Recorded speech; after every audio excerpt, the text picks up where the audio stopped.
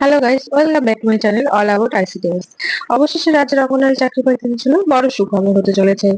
এবারে রাজ্যে অঙ্গনওয়াড়ি চাকরি প্রার্থীদের জন্য বিজ্ঞপ্তি বেরিয়েছে, 36,000 পদে নিয়োগ হবে।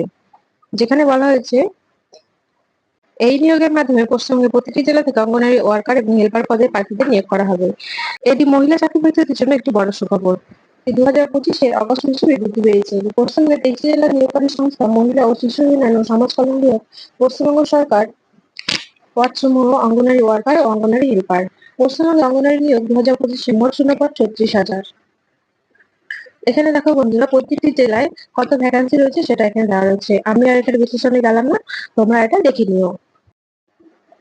এখানে দেখো যোগ্যতা কি লাগবে। অঙ্গনারী ওয়ার্কার পদের জন্য এখানে মাধ্যমিক পাস রয়েছে, যদি এটা মাধ্যমিক পাস হবে না সম্ভবত এবছর, মাধ্যমিক পাশের জায়গায় সেটা উচ্চ মাধ্যমিক পাস হবে। আর এখানে বয়স সীমা রয়েছে সাধারণ প্রার্থীদের জন্য 18 থেকে 40 বছর ও এসসি এসটি ওবিসি সরকারি নিয়ম অনুযায়ী বয়সে ছাড় প্রযোজ্য। এবার রয়েছে এই পদে চাকরি প্রার্থীদের বেতন কাঠামো।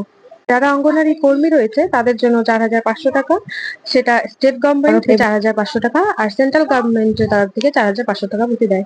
আর যারা অঙ্গনারী সহায়িকা রয়েছে তাদের হচ্ছে 3,000 টাকা দেয়।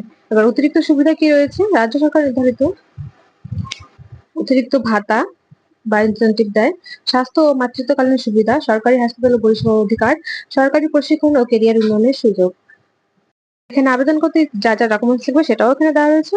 আর এখানে লিখিত পরীক্ষা যেটা হয় সেটা 90 এর মধ্যে হয়, মোট থাকে 100 নাম্বার আর 10 নাম্বার থেকে ইন্টারভিউ এর জন্য। এখানে সাবজেক্ট হিসেবে কোন কোন বিষয়ে কত নাম্বার থাকে সেটাও দেওয়া রয়েছে, তোমরা একটু দেখে নিও বন্ধুরা। তো আজকের ভিডিওটা যদি তোমাদের একটু ইনফরমেটিভ মনে হয় তাহলে লাইক ও সাবস্ক্রাইব করো। আজকের মতো এই পর্যন্তই, টাটা।